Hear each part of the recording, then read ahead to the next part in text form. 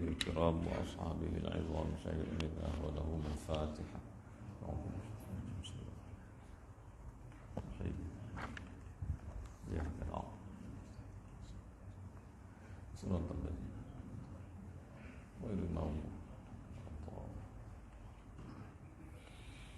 بسم الله الرحمن الرحيم. الحمد لله رب العالمين، والصلاة والسلام على سيد المرسلين سيدنا محمد وعلى آله وصحبه أجمعين. سبحانك لا علم لنا إلا ما علمتنا إنك أنت العليم الحكيم. اللهم ارزقنا فهم النبيين وحفظ المرسلين وإلهام الملائكة المقربين. اللهم افتح علينا فتوح العارفين. اللهم افتح علينا فتوح العارفين. اللهم افتح علينا فتوح العارفين. أما بعد، السلام عليكم ورحمة الله وبركاته.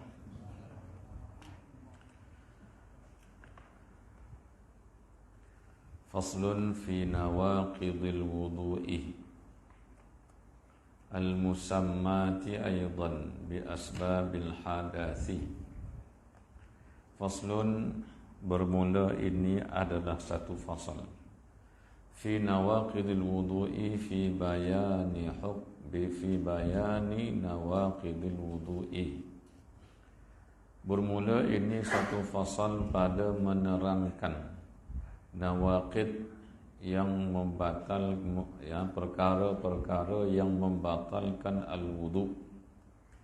Al-musammati, yang dinamai akan nawaqid itu juga bi asbabil hadasi, dengan sebab-sebab hadas. Maknanya nawaqidul wudu juga dikatakan sebagai asbabul hadas, yaitu sebab-sebab seseorang itu dikira dia adalah seorang yang berhadas.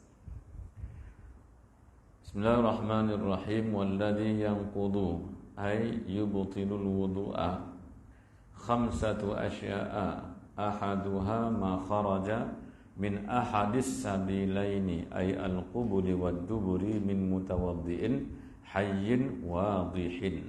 Baik. Walladhi yanqudu, dan bermula perkara yang sifatnya yang qudu, yakni membatalkan. Artinya yubtilul wudu'a, membatalkan akan wudu itu, khamsatu, 5 asya'a perkara. Maknanya 5 perkara ini akan membatalkan wudu. Ahaduha, satu daripada 5 itu adalah ma kharaja, sesuatu yang keluar ia, min ahadis sabilaini, daripada satu daripada 2 jalan. Maknanya keluar sesuatu itu umum.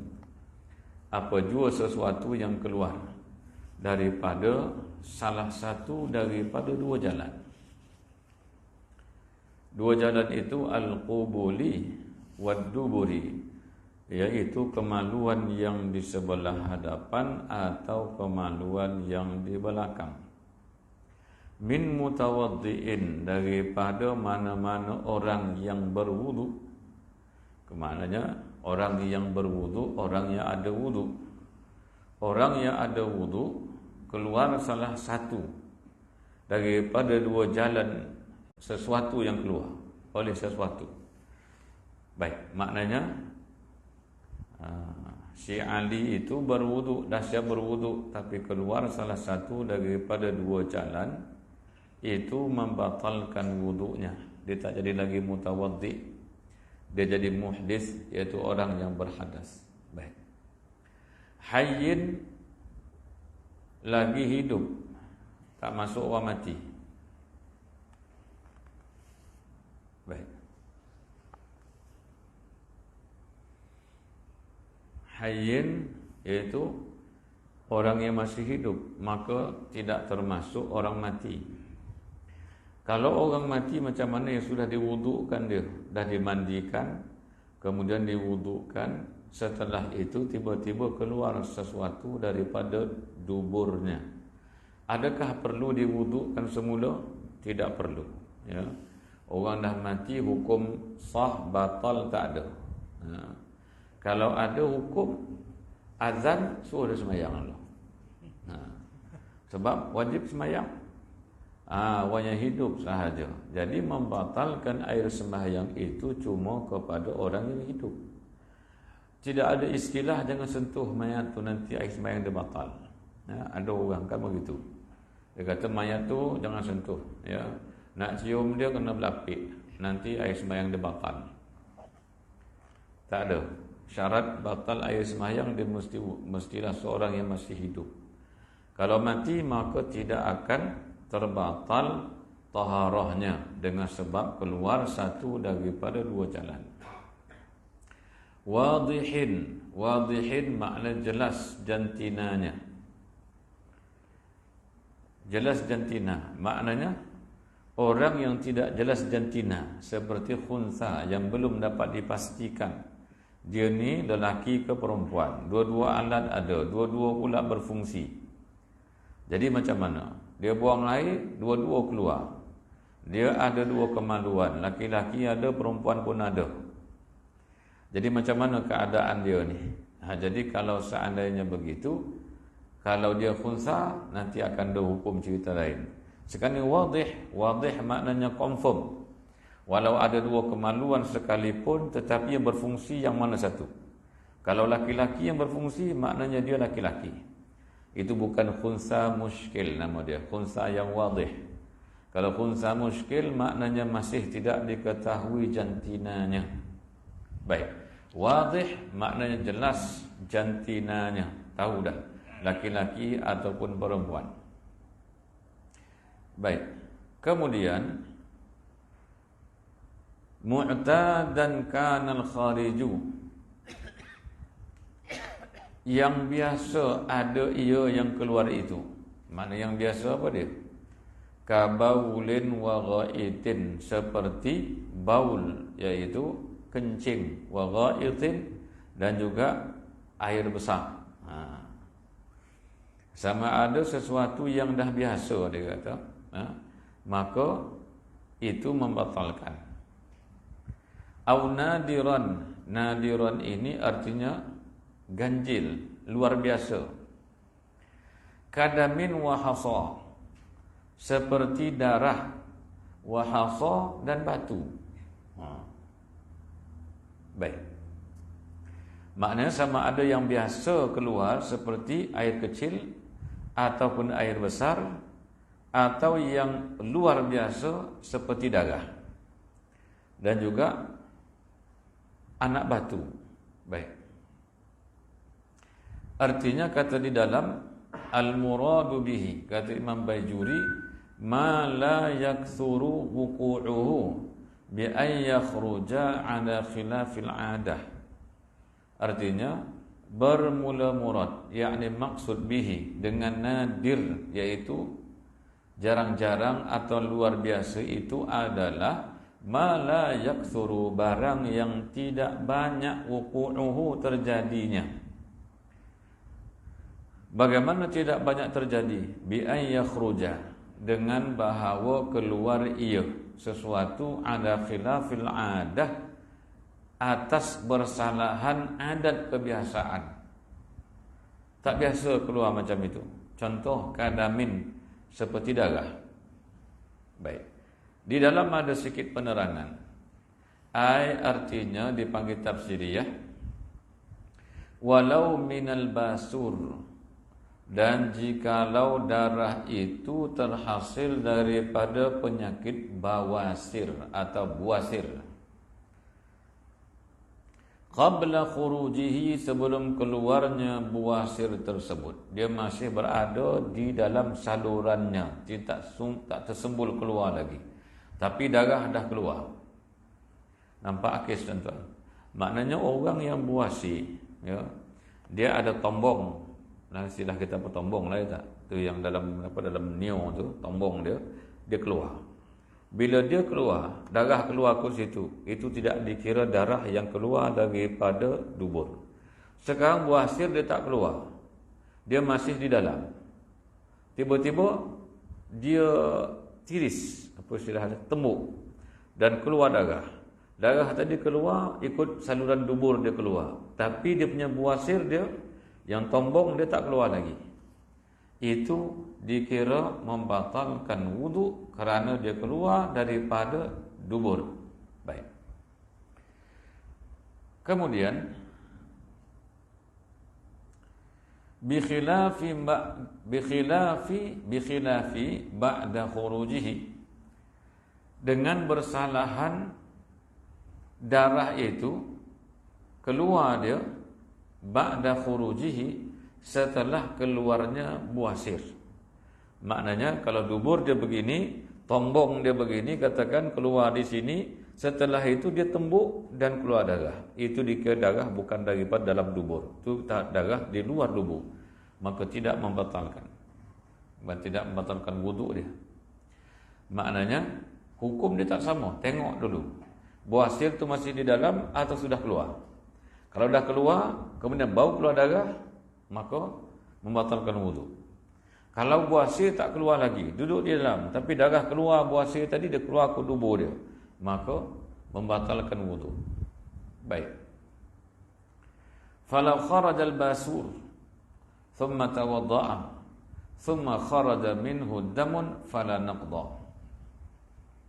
Maka tafri'nya begini, dia punya pecahan hukum dia.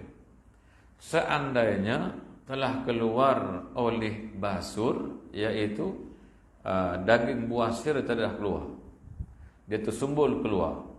Thumma tawadda'a, setelah itu dia berwudu. Thumma kharaja minhu dam, kemudian setelah beberapa detik kharaja, keluar, minhu daripada basur, daripada buasir tadi, dam, darah pemenitis. Jadi buasir itu ada di luar ke di dalam? Dia berada di luar. Kalau begitu hukumnya tidak membatalkan. Fala naqda, maka tidak membatalkan wudu. Baik. Wa kadza, dan sama hukumnya, makna tidak membatalkan juga. Lau kharaja minal basurin nabiti kharija dubur, jikalau keluar darah minat basur an-nabiti, daripada ketulan buasir yang tumbuh, an-nabiti yang tumbuh ia, yakni basur buasir tadi, kharijat dubur, iaitu di luar dubur. Dia memang tumbuh di luar, jadi berdarah. Dia kira macam mana? Dia keluar ke dubur ke luar dubur itu? Dia keluar luar dubur. Batal ke tidak? Tidak batal. Sebagaimana buasir yang di dalam, kemudian dia tersembul keluar. Setelah tersembul keluar, maka menitik darah dia, maka tidak membatalkan wudu. Dia perlu basuh saja. Dah. Tapi dia kata sentuh batal juga, pakailah sarung tangan. Dah, tak batal lah. Baik. Macam tu masalah kalau isteri dia nak mewudukan suaminya yang sakit, maka pakailah sarung tangan plastik. Dia sentuh, dia tak membatalkan. Walaupun ada pandangan yang keempat kalau tak salah, dan mazhab al-Imam Syafi'i dia banyak pandangan.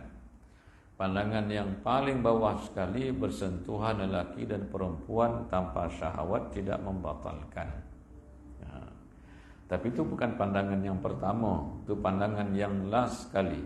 Dan pandangan yang last itu sebenarnya muwafaqah dengan pandangan daripada mazhab yang lain, bukan mazhab kita. Baik, artinya kalaupun seseorang yang melakukan umrah bersentuhan lelaki perempuan, dia kata saya ikut mazhab Hambali, jadi wuduk saya kebal, dia takkan sentuh, takkan membatalkan wuduk saya. Bukan, dia masih dalam mazhab Syafi'i, cuma bukan pandangan yang utama, dia pandangannya dah di bawah dah. Baik, tapi dalam keadaan yang tertentu seperti macam tadi, sarung tangan tak ada, nak pergi kedai dah tak ada pula dia punya kenderaan, maka ada pandangan dalam mazhab Syafi'i, bukan pandangan yang utama. Tapi pandangan itu sungguh pun bukan pandangan utama, dia masih dalam ruang lingkup mazhab Syafi'i. Jadi wudukkan dia. Tapi untuk keluar daripada khilaf dalam mazhab kita sendiri, maka pakailah sarung tangan. Dah. Karena itulah dia katakan ikhtilafu ummati rahmatun. Perselisihan pandangan para alim ulama itu merupakan satu rahmat kepada orang yang bukan ulama. Baik. Kemudian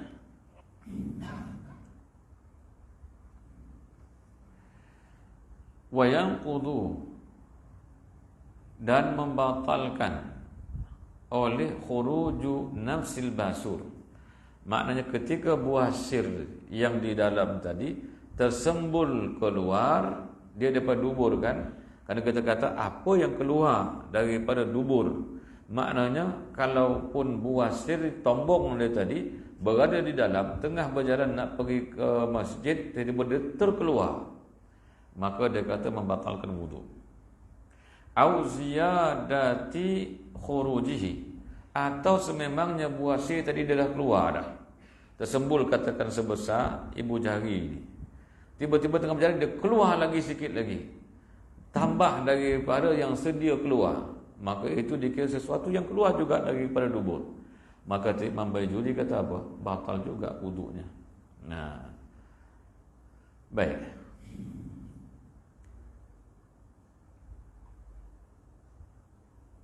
Kemudian wahasa, dan anak batu. Anak batu dia. Apa dia? Kerikil.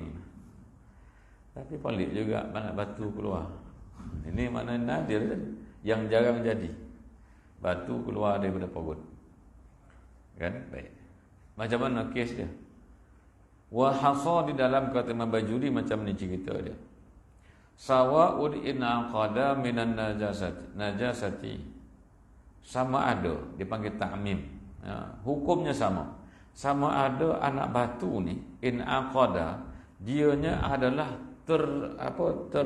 terjadi dia, tersimpul dia, atau kita kata terkumpul-kumpul, kemudian inaqad ni maknanya dia menjadi padu dengan terhimpun minan najasati, daripada sesuatu yang najis.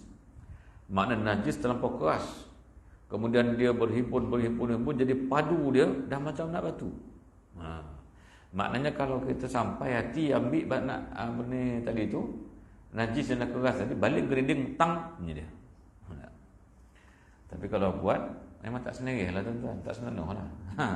Ambil pula najis sendiri, pergi tengok keras ke tak keras. Jadi dia kata itu wahasa, anak batu yang dianya in aqada, dia terhimpun menjadi padu minan najasah, daripada najis. Itu dia bersalut akhirnya jadi padu seperti batu. Bagaimana kita kata dia najis, terjadi daripada najis? Bi an akhbara bin iqadihi minha adlani tabibani. Begini dia kata, dipanggil bab taswiriyah. Begini masalahnya, bila kita kata dia adalah hasil dari najis yang berkumpul menjadi padu dia, akhirnya seperti anak batu. Bi an akhbara, dengan bahawa sesungguhnya mengkhabarkan bin iqadihi, dengan terpadunya dia tadi. Mana kata najis tadi dia apa? Dia saling apa istilah dia? Dia menempel dan dia menjadi keras, iqad dia.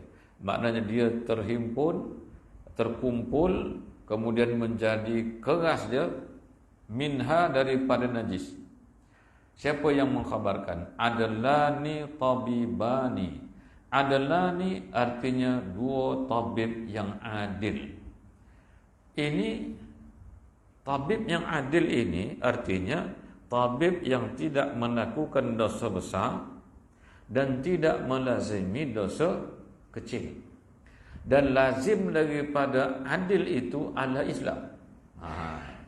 Maknanya dua tabib yang mana dia ini adil, maknanya tidak melakukan dosa besar dan tidak melazimi dosa yang kecil, dipanggil adil. Jadi kalau pakar perubatan yang seperti ini, dia kata ini adalah najis yang terkumpul, dia dah macam batu rupa dia. Macam tu dia bagi tahu. Baik. Kemudian wa yakunu najisan aula, dan adalah ia anak batu itu najis yang seperti tadi, aula atau tidak najis. Bagaimana? Ka'ani betada'ahu, seperti sesungguhnya menelan seseorang akan anak batu, thumma kharaja min farjihi, kemudian keluar anak batu itu min farjihi, daripada kemaluannya, dan keras tadi itu, ya, wa yakunu tahiran, maka batu itu tidak najis. Mana boleh makan lagi sekali. Maknanya kalau kita makan, kata kadang-kadang dalam pada kita makan nasi, ada orang dia basuh tadi, termasuk anak batu sekali yang kecil sangat. Maka dia telan sekali dengan batu tersebut, tiba-tiba keluar, teng, masa dia buang air. Dia kata, ya apalah bunyi macam tu. Dia pergi cek, tengok, batu dia basuh-basuh, boleh makan sekali lagi. Dia tahir, dia kata. Tapi itu sabuat. Baik. Kemudian najisan, sama ada yang keluar itu najis. Dan sebut dulu lah, iaitu yang keluar itu sesuatu yang najis atau sesuatu yang bersifat biasa keluar, atau nadir atau jarang keluar. Baik. Dan sama ada ia najis. Najisnya macam mana? Iaitu sesuatu yang terjadi daripada najis keluar. Baik.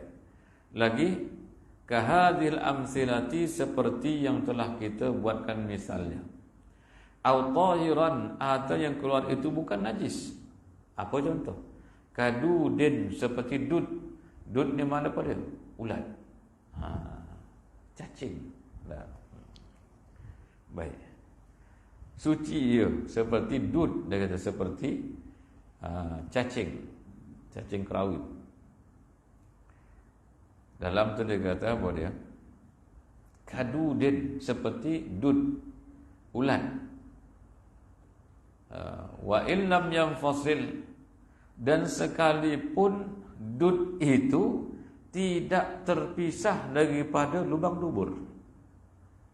Bagaimana? Fayakfi, maka memadai, dia membatalkan wudu bila khuruju ra'sid dudati, dia seekor dia ulat tadi, dia keluarkan kepala dia, dia tengok lah luas luar ni, dia masuk dalam balik, batal wudu kita. Tapi mana kita tahu dia keluarkan kepala dia? Lah, maknanya ni nak cerita dia, kalau dia keluarkan kepala, ada ulat dalam dia punya dubur, ada ulat, kemudian ulat tadi jenguk keluar. Jadi keluar tak tadi? Ya, keluar sesuatu daripada dubur. Maka adakah membatalkan? Dia kata membatalkan. Walaupun dia keluarkan kepala, dia masuk semula. Wa in adat, sekalipun kembali. Illal maniyya, melainkan air mani.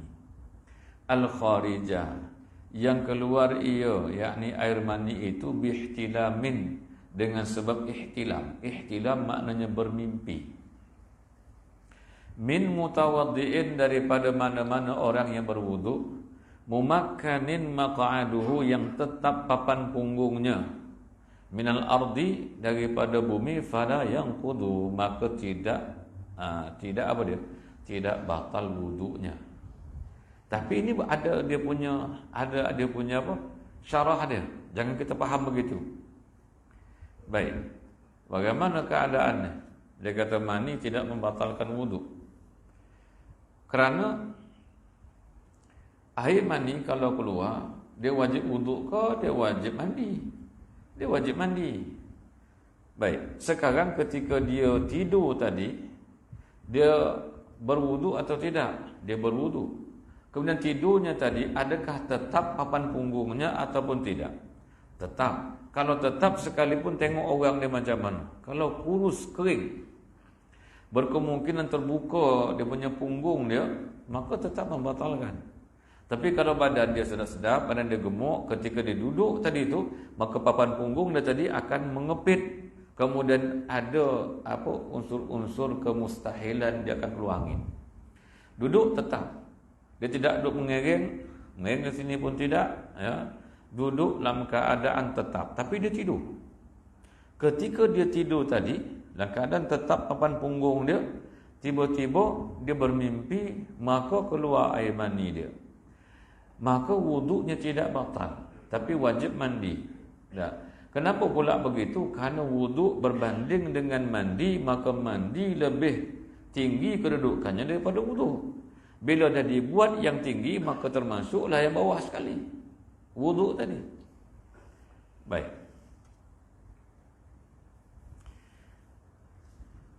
Kemudian dia kata,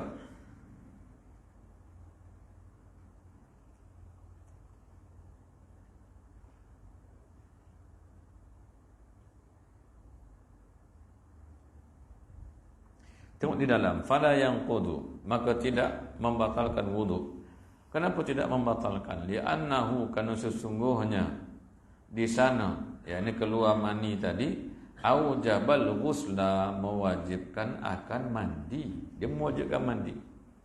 Falamma aujaba a'zamal amrayni bi khususihi, maka apabila mewajibkan akan sesuatu yang lebih besar daripada dua perkara, di antara mandi dengan wuduk, maka lebih besar dia apa? Mandi. Maka mandi diwajibkan, wa huwa khususun khusus kaunihi maniyan fala yujibu adwanihima bi'umumihi.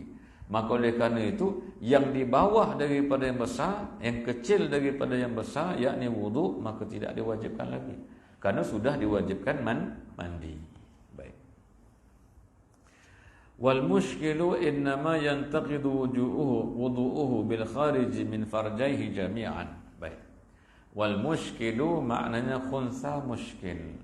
Khunsa mushkil ni apa dia? Iaitu lawan daripada wadih tadi. Khunsa yang wadih. Khunsa yang mushkil itu artinya, dia kata innama yantaqidu, hanya saja terbatal wudu'uhu, oleh wudu'nya, bil khariji, dengan salah satu yang keluar min farjaihi, daripada dua kemaluannya, jami'an, kedua-dua sekali. Kedua-dua kemaluannya berfungsi. Baik. Kalaulah kedua-duanya berfungsi, baru dikatakan tidak batal wudu'nya. Bagaimana kalau keluar satu? Baik. Di dalam ada dia kata, fa in kharaja min ahadihima fala yantaqidu wudu'uhu, maka kerana itu seandainya keluar, maknanya sesuatu, min ahadihima, daripada salah satu dua kemaluannya, ya. Dia ada kemaluan perempuan, ada kemaluan laki-laki, tapi tak tentu dia ni laki-laki ke perempuan. Tiba-tiba keluar daripada salah satunya, fala yantaqidu wudu'uhu, maka tidak akan membatalkan oleh wudu'nya. Wa hadza fil mushkil alladzi lahu alatul rijali wa alatul nisa. Hal ini terjadi apabila orang itu ada alat laki-laki dan ada alat perempuan. Baik. Itu. Wasani, dan yang kedua, an-naumu ala ghairi hayatil mutamakkin. Jadi yang pertama tadi, keluar salah satu daripada dua jalan, sama ada dubur ataupun kubul.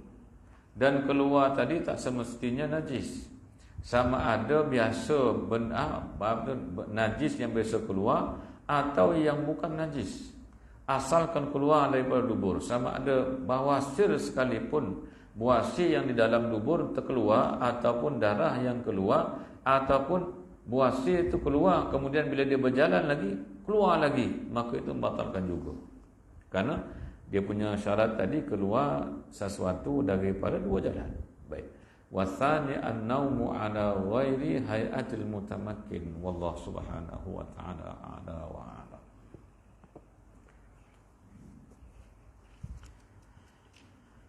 Kitab itu yang kedua, bismillahirrahmanirrahim, al-aqabatul ula wa hiya aqabatul ilmi, kan itu. Bismillahirrahmanirrahim. Qala al-musannif rahimahullahu ta'ala wa nafa'na bihi wa bi'ulumihi fid dharain amin ya rabbal alamin. Al-aqabatul ula wa hiya aqabatul ilmi. Aqabah yang pertama, maknanya bukit yang pertama, baru kita nak masuk. Wahia, dan bermula ia, yakni aqabah ula, aqabah bukit yang pertama itu adalah aqabatul ilmi, bukit ilmu. Apa makna bukit? Bukit ni maknanya apa tuan? Tempat kan yang tinggi, kemudian hendak didaki susah, kemudian hendaklah dituruni, baru kita kata bukit. Naik bukit, turun. Nah, jadi artinya penuh cabaran. Maka cabaran yang pertama yang mesti dilalui oleh seseorang itu adalah cabaran ilmu. Baik. Bermula aqabah yang pertama itu. Ini kita menuntut ilmu. Maknanya kita hati-hati. Tengok apa kata Imam Ghazali. Aqabah yang pertama itu iaitu dinamakan aqabatul ilmi, iaitu cabaran ilmu. Di sini kata bukit ilmu. Tapi bukit kalau didaki pasti ada cabaran, kesusahan dia. Dah. Bukit di kampung kita nampak cantik. Cuba masuk dalam tengok macam mana. Duri ada, duri manau pun ada. Dah, apa lagi? Ular pun ada, biawak pun banyak. Dah. Tebuan kadang-kadang ada. Tinjau daripada jauh nampak cantik. Baik. Maknanya penuh dengan cabaran apabila melalui cabaran ilmu. Baik. Maka aku berkata, yakni Al-Imam Al-Ghazali, dan dengan Allah memberi taufik. Maknanya taufik itu hanya dengan pertolongan Allah. Taufik itu apa dia? Pimpinan untuk menuntut ilmu itu hanyalah dengan pimpinan yang datang daripada Allah. Hai orang yang menuntut ilmu. Ini dalam kitab Arab dia tidak ada perkataan hai orang yang menuntut ilmu. Hai orang yang menuntut kelepasan.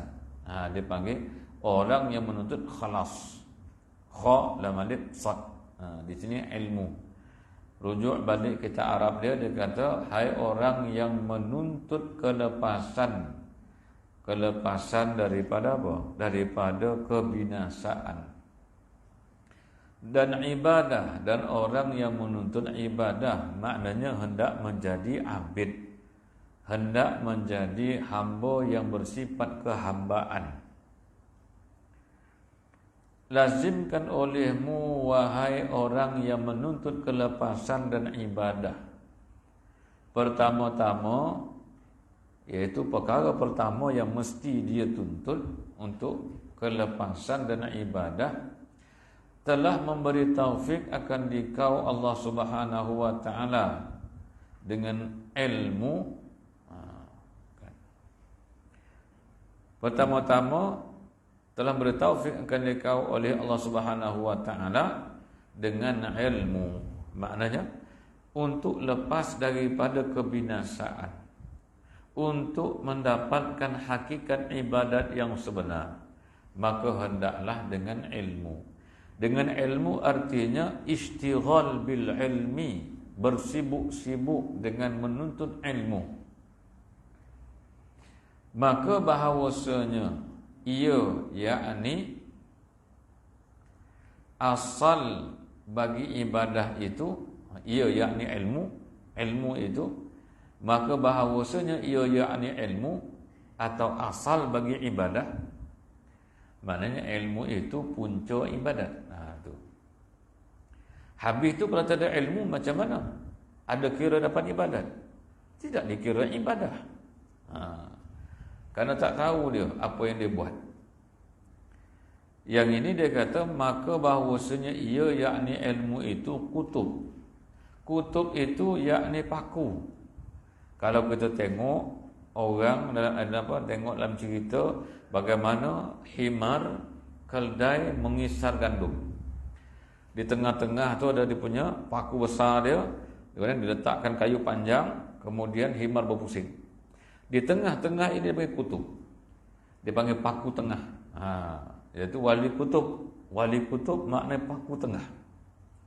Yang paku tepi, paku yang lain dia panggil wali-wali yang lain. Tapi dia punya ketua dia, tengah-tengah dia panggil kutub. Maka di sini dia kata ilmu itu kutub. Dia duduk di tengah-tengah.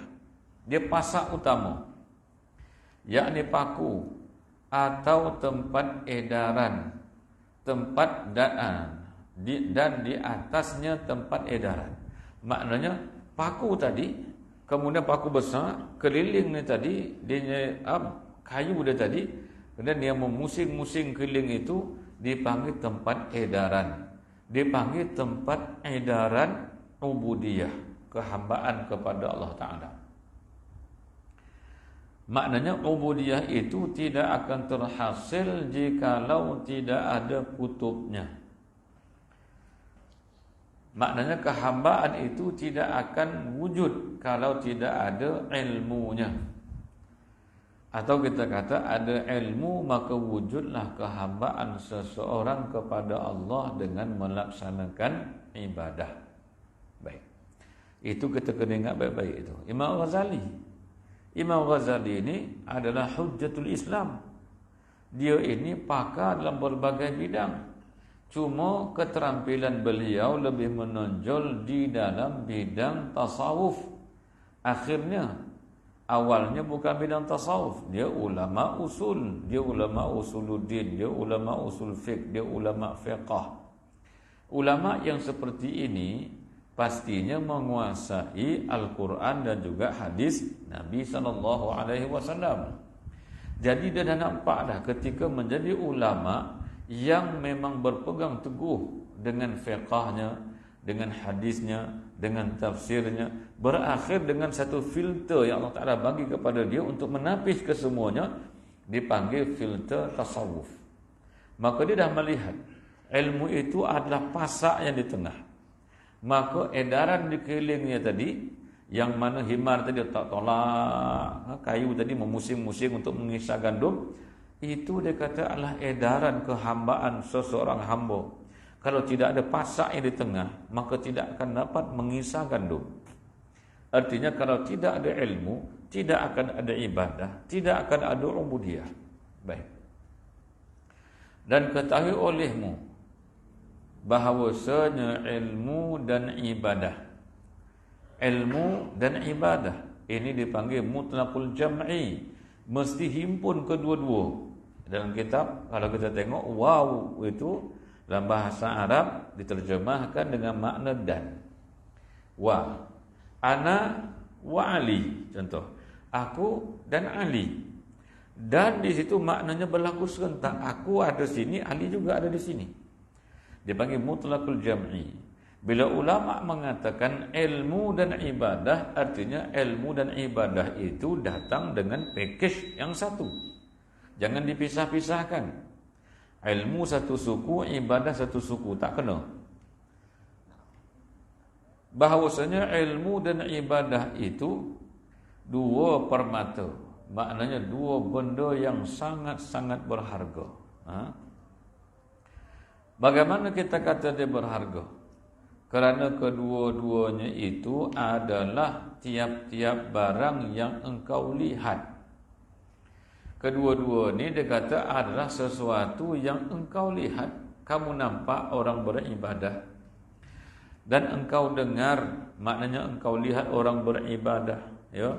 Engkau melihat orang sembahyang, engkau melihat orang belajar ilmu. Ini dia kata engkau melihat dengan mata kepalamu. Dan engkau dengar dengan karangan daripada karangan segala orang yang mengarang. Engkau dia kata mendengar daripada karangan, maknanya karangan yang dibacakan kepada engkau oleh para ulama. Dan pengajar segala orang yang mengajar, maknanya engkau dengar ajaran yang diajar oleh para guru. Dan berwa'az maknanya menasihat oleh segala orang yang wa'izin. Wa'izin maknanya orang yang memberi nasihat. Engkau mendengar nasihat mereka, engkau mendengar keterangan mereka, engkau mendengar tentang ilmu fiqh, engkau mendengar tentang cara beribadah. Maknanya bila engkau dengar itu ilmu dan melakukannya itulah ibadah. Baik. Dan tilik orang yang menilik, maknanya orang yang memerhatikan kepada ilmu dan juga ibadah. Sentiasa engkau melihat. Tetapi ini makna bahkan. Tetapi maknanya bahkan kerana kedua-duanya, yakni ilmu dan ibadah, diturunkan segala kutub. Kutub maknanya buku-buku, kitab-kitab. Artinya kerana ilmu dan ibadah inilah Allah turunkan kitab Zabur, Taurat, Injil dan Al-Quran. Dan disuruh segala pesuruh, makna diutus segala rasul. Allah mengutuskan Nabi Muhammad, Nabi Adam dan semua Nabi yang Allah utuskan itu kerana dua perkara yang sangat penting. Pertama adalah ilmu. Buktinya Allah menyebutkan dalam ayat yang pertama, Iqra, baca olehmu. Baca makna apa dia? Iaitu mendapatkan ilmu. Mendapatkan ilmu. Setelah dibaca ada ilmu, maka hendaklah melaksanakan ilmu yang dibaca, yang dipelajari. Baik. Tetapi bahkan lagi, kerana kedua-duanya, yakni ilmu dan ibadah, dijadikan bumi dan segala langit. Maknanya tujuan diciptakan langit dan bumi ini adalah ilmu dan ibadah. Kerana bumi dan langit ini adalah Qur'anan masyhudah, nama dia. Quran menyebutkan Qur'anan masyhudah. Qur'anan masyhudah artinya satu bacaan yang dapat disaksikan dengan mata kepala. Tengok pada waktu siang nampak matahari. Yang kita lihat matahari, yang kita faham kebesaran Tuhan, kebijaksanaan Allah Ta'ala. Pada waktu malam kita melihat bulan dan bintang, yang kita lihat ada di sebaliknya kebesaran Allah, kebijaksanaan Allah Ta'ala. Maka itu yang dibaca, bukan sekadar melihat. Bila melihat bulan dan bintang, kita mendapati Allah Maha Berkuasa, Allah Maha Pencipta. Sebagaimana kita melihat rumah yang mustahil wujud dengan sendiri tanpa ada yang membina. Demikian alam yang besar ini pasti ada penciptanya, yakni Allah Ta'ala. Jadi langit dan bumi itu diciptakan tujuan dia ilmu, iaitu supaya orang baca. Baca bagaimana? Bukan baca dengan tulisan, baca dengan akal dia. Tengok alam ini, apa yang kamu faham daripada alam. Baik. Banyak benda ulama kita ajar kita. Contoh dia apa? Bila kita melihat selipar di luar rumah, apa yang kita faham? Tuan rumah ada di rumah. Bila kita dengar horn depan rumah kita, artinya ada orang panggil kita. Tintin, nama kita Tintin ke? Bukan. Tapi kerana bunyi Tintin itu kita faham dengan akal, dengan kita baca tadi, ada orang panggil kita. Walaupun tak panggil nama kita, nak jumpa kita dan sebagainya. Dan daripada perkataan-perkataan disebut orang pun kita belajar juga. Katakan kita kontraktor kelas apa, bantailah kelas apa pun, masjid sendeng minta cat masjid. Dia kata tolong cat masjid. Kita pula lurus lantai masjid kita cat, atap masjid kita cat, semua kita cat, lampu kita cat, kipas kita cat, semua. Sebab ni semua masjid. Lantai ini lantai masjid, atap masjid, kipas masjid, semua masjid punya. Dia kata datang ke rumah ya, cat rumah saya. Kita cat semua. Daripada lantai dia, tangga dia, semua kita cat. Kerana itu semua rumah, dipanggil rumah. Tangga itu dipanggil sebahagian dari rumah. Dinding sebahagian dari rumah. Apa lagi? Lantai sebahagian daripada rumah. Kita tak belajar daripada perkataan orang. Bila kata cat rumah saya, artinya dia rumah, bukan tak masuk atap. Habis gelogar rumah pada cat. Si di rumah kawan tu pun dia kata cat rumah saya warna hijau. Dengan atap di hijau, gelegar rumah dia pun hijau, tangga hijau pun nak jadi. Ini pelajaran daripada percakapan orang. Orang kata cat rumah artinya bukan sebuah rumah. Rupanya dinding rumah je. Bukan tangga sekali. Lantai pun sama dan melokit pula. Saya juga Masjid. Maka sebab itu dia kata alam ini diciptakan kerana ilmu. Dan setelah belajar kita ada Allah yang menjadikan alam ini, apa perlu kita buat? Nak sembah pula ciptaan dia, sembah pula matahari, kan tak munasabah. Kenapa sembah dia? Yang dia diciptakan, pencipta tu yang dia sembah. Daripada mana kita tahu? Daripada ilmu ini. Karena memandang kepada alam, memandang langit dan bumi, kita mendapat ilmu bahawasanya dia tidak boleh terjadi sendiri, melainkan penciptanya pasti ada. Dan Allah menyebutkan dalam Al-Quran, Taurat, Zabur, Injil, Allah itu Tuhan. Jadi maknanya tidak akan dapat menciptakan ini melainkan satu zat yang maha berkuasa. Allah declare dalam Quran, dia yang mencipta alam ini namanya Allah. Maka oleh kerana itu apa tuntutan di sebalik itu? Iaitu hendaklah beribadah. Jadi alam ini walau dijadikan dengan banyak tumbuh-tumbuhan, rupa-rupanya suruh manusia beribadah. Alam ini diciptakan supaya manusia belajar. Maka belajar mendapat ilmu beribadah kepada Allah. Tapi kita salah. Kita buat benda lain. Tengok matahari, make gambar ramai-ramai. Tengok bulan, kita pun selfie ramai-ramai. Walhal dia suruh memandang langit dan bumi supaya mengenal kita akan pencipta. Membawa kepada ilmu. Dan barang yang antara keduanya, langit dan bumi. Tengok, dia kata apa yang kamu nampak. Nampak awan, nampak apa lagi yang di atas. Semua itu tanda. Dipanggil alamat. Atau dipanggil dalil. Baik. Yang ditunjukkan itu apa dia? Iaitu kewujudan Allah yang dipanggil madlul. Kepahaman kamu tentang dalil dan madlul dipanggil dalalah. Ini kalau kita mengaji dalam mantik ada dal dengan madlul yang sama dengan dalalah. Apa petunjuk yang ada di sebalik apa yang kita lihat. Baik. Kemudian antara keduanya langit dan bumi daripada segala kejadian, maka tilik olehmu, perhati baik-baik. Tilik olehmu makna perhati dengan mata hatimu. Apa dia? Akan dua ayat di dalam kitab Allah Ta'ala, yakni dalam Al-Quran ada dua ayat. Salah suatu daripada keduanya, kedua ayat itu adalah firman Allah Ta'ala. Apa dia? Alladzi khalaqa sab'a samawati wa minal ardi mislahun yatanazzalul amru bainahunna lita'lamu annallaha ala kulli syai'in qadir wa annallaha qad ahata bikulli syai'in ilma. Alladzi maknanya yang, zat yang, khalaqa menciptakan, sab'a samawatin 7 lapis langit, wa minal ardi mislahun dan daripada bumi pun seperti itu juga 7 lapisan.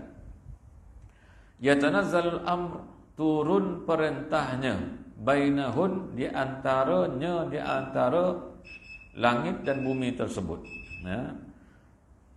Lita'lamu supaya mengetahui oleh engkau akan annallaha ala kulli syai'in qadir, sesungguhnya Allah itu atas tiap-tiap apa jua sesuatu qadir, yang maha berkuasa, ma'nawiyah. Wa annallah dan sesungguhnya Allah itu qad ahata, sungguh mencakupi bikulli syai' dengan tiap sesuatu ilman akan pengetahuannya. Maknanya tidak ada satu pun yang terlepas daripada pengetahuan Allah. Baik. Terjemahan Syekh Daud, dia kata Tuhan yang menjadikan 7 petala langit daripada bumi seumpamanya jua 7 lapisan. Diturunkan pekerjaan tu apa dia? Dipanggil amrullah. Urusan Allah Ta'ala. Bukan urusan kita. Wa qada'uhu maknanya Pekerjaannya artinya pekerjaan Allah. Artinya apa dia? Qada'uhu, yakni keputusan Allah. Nah, maknanya Allah putuskan apa yang dia kehendaki. Malam ini dia kata akan berlaku lebih panjang daripada siang. Allah putuskan. Dan Allah melakukan sebagaimana yang ia kehendak. Antaranya langit dan bumi tadi. Kenapa? Supaya kamu ketahui bahawasanya Allah Subhanahu wa taala itu atas tiap-tiap sesuatu amat kuasa. Dan bahawasanya Allah Subhanahu wa taala senya telah meliputi dengan tiap-tiap sesuatu ilmunya, pengetahuan Allah. Dia kata ayat ini dah mencukupi, menunjukkan bahawa kepentingan ilmu. Allah kata apa dia? Diturunkan pekerjaannya di antara langit dan bumi. Kamu lihat langit bumi, dia kata. Di situ ada pekerjaannya Allah. Apa dia? Dipanggil amrullah atau qada'ullah. Ketentuan daripada Allah, keputusan Allah. Walaupun kita melihat bumi ini waktu siangnya pukul 7.23 katakan, baru nampak cerah elok. Baru nampak kita tanah, baru dapat kita mengira batu di atas jalan. Kalau di kampung lah. Sebab cahaya matahari dah elok keluar. Lagi sebulan bukan 7.23 katakan, tapi dah 7.10 pula. Kenapa jadi begitu? Dia kata itu adalah qada'ullah, ketentuan, keputusan daripada Allah. Allah mengkehendaki begitu. Supaya kamu dapat melihat bagaimana kebijaksanaan Allah Ta'ala dan kehendak Allah Ta'ala akan berlaku sebagaimana yang ia kehendak. Disuruh kita belajar daripada alam. Baik. Kemudian, dan memadalah dengan ayat ini akan dalil atas kemuliaan ilmu. Ya, dan ayat dah cukup menunjukkan bahawa ilmu sangat mulia. Istimewa pula ilmu tauhid, lebih-lebih lagi ilmu tauhid, ya. Ilmu mengesakan Allah daripada sudut zat, sifat dan af'al. Tapi dah tak ramai yang mengaji ilmu tauhid. Dah. Lepas tu pula mengaji-ngaji tak faham, mengaji-ngaji tak faham, langsung tak payah datang. Dah alam kepalang tak reti, biar tak reti saya mati, kata. Dia kata alam kepalang tak reti, biar sampai mati kita tak reti. Dah kita mengaji tak faham. Baik. Kita banyak benda yang kita tak faham tapi kita buat juga. Tiba mengaji sebenarnya bukan tak faham, masalah malas. Masalah dah malas mengaji. Tu. Dah cukup apa yang ada. Dah. Walhal kita disuruh mengaji dan mengaji itu ada kelebihan yang sangat besar.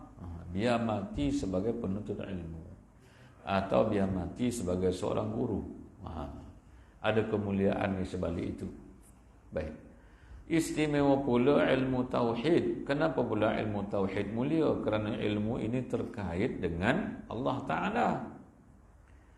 Mengkaji manusia pun dapat pahala. Ilmu sains kan, ada pahala ke belajar? Ada. Kerana ada gunanya kepada manusia, ada gunanya kepada umat. Dah. Tapi kalau ilmu mengkaji tentang sifat Allah, sama ke dengan ilmu mengkaji sifat manusia? Pasti tak sama. Kerana ilmu ini terkait dengan makhluk, ilmu ini terkait dengan Allah Ta'ala. Baik. Ini kata Imam Ghazali, seolah-olahnya satu isyarat kepada kita, ilmu tauhid ini bakal tidak diajar oleh orang lagi. Kenapa? Karena keahliannya semakin hilang. Dah tak ada orang nak mengajar dah. Besok mati ustaz yang mengajar, habis ilmu tauhid. Dah tak ada dah. Baik. Dan ayat yang keduanya firman Allah Ta'ala, wa ma khalaqtul jinna wal insa illa liya'budun. Kata ada qiraat, satu wajah bacaan yang dibaca oleh Abdullah bin Abbas. Dia kata wa ma khalaqtul jinna wal insa minal mu'minina illa liya'budun. Walaupun qiraat ini qiraat yang syadzah, Qiraat yang syadzah mana qiraat yang tidak diiktibarkan, bacaan yang tidak muktabar. Ya, tetapi dia membantu dalam bentuk tafsiran terhadap ayat. Maknanya tidak aku ciptakan jin dan manusia ya daripada kalangan orang yang mukmin itu melainkan liya'budun, supaya mereka itu berpeluang untuk beribadat kepada aku. Baik. Kemudian Ibnu Abbas mengatakan liya'budun, supaya mereka beribadah kepada aku, artinya supaya mereka ma'rifah kepada aku. Artinya supaya mereka mengenal aku. Makna mengenal bukan mengenal kejahilan, mengenal pasti dengan ilmu. Baik. Apa terjemahan daripada Syekh Daud? Syekh Daud kata, dan tiada kami jadikan jin dan manusia, ins itu makna manusia, melainkan kerana dengan makna supaya menyembah mereka itu, yakni mengerjakan ibadat akan kami. Itu pertama, ibadah. Tafsiran yang kedua oleh Ibnu Abbas, liya'rifuni, supaya ya'budun dengan makna ya'rifun artinya ma'rifah. Ma'rifah di sini tidak akan terjadi melainkan dengan jalan belajar ilmu. Jadi makrifat itu membawa kepada ibadah. Dan ibadah yang dilakukan semakin banyak ibadah, semakin dalam ibadah, dia akan mendalamkan makrifah. Makrifah yang semakin dalam itu dipanggil makrifah khassah. Makrifah khassah inilah yang dimiliki oleh para aulia. Bagi yang bukan aulia, itu dipanggil makrifat ammah, makrifat yang biasa yang difaham oleh kebanyakan daripada orang awam. Jadi untuk mendalami makrifah itu, kata Syekh Sayyid Zaini Dahlan, dia kata semakin banyaknya ibadah, semakin telitinya beribadah, maka semakin dalamnya makrifah. Baik. Artinya kalau tidak, semakin ibadahnya semakin halus, semakin dia buat ibadat, artinya semakin tidak mendalamlah, tidak mendalam makrifahnya kepada Allah. Baik. Jadi tujuannya tadi, kalau ikut tafsiran Abdullah bin Abbas, membawa arti ilmu. Kalau menurut tafsiran ulama tafsir, artinya ibadah. Kedua-duanya tepat, ilmu dan juga ibadah. Karena ibadah tidak akan dapat dihasilkan melainkan dengan ilmu. Baik. Dan memadalah dengan ayat ini menunjukkan atas kemuliaan ibadah. Yang tadi kemuliaan ilmu, ini kemuliaan ibadah. Dan melazimkan berhadap atasnya ibadah, maka besarkan olehmu dengan dua pekerjaan ini, yakni ilmu dan ibadah.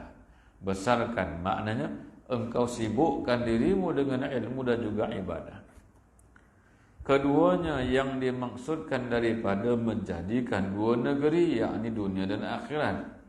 Dunia diciptakan untuk apa dia? Untuk beribadah. Beribadah itu bagaimana? Dengan ilmu. Maknanya ilmu dan ibadah menjadi tujuan utama diciptakan dunia yang kita duduk ini. Adapun dunia kerana tempat berusaha dengan dia, dengan dunia. Tempat belajar, tempat ibadah itu di sini. Dan adapun akhirat kerana tempat mengambil buahnya, hasilan daripada ibadah dan ilmu. Mana hasilnya? Ketika mana kita pulang ke kampung halaman yang kekal abadi, yakni di akhirat kelak. Wallahu subhanahu wa ta'ala a'la wa a'lam. Maka sebenarnya bagi hamba itu jangan membimbangkan melainkan dengan keduanya, dan jangan dipayahkan melainkan bagi keduanya, dan jangan ditilikkan pada keduanya. Wallahu a'lam. Al-Fatihah.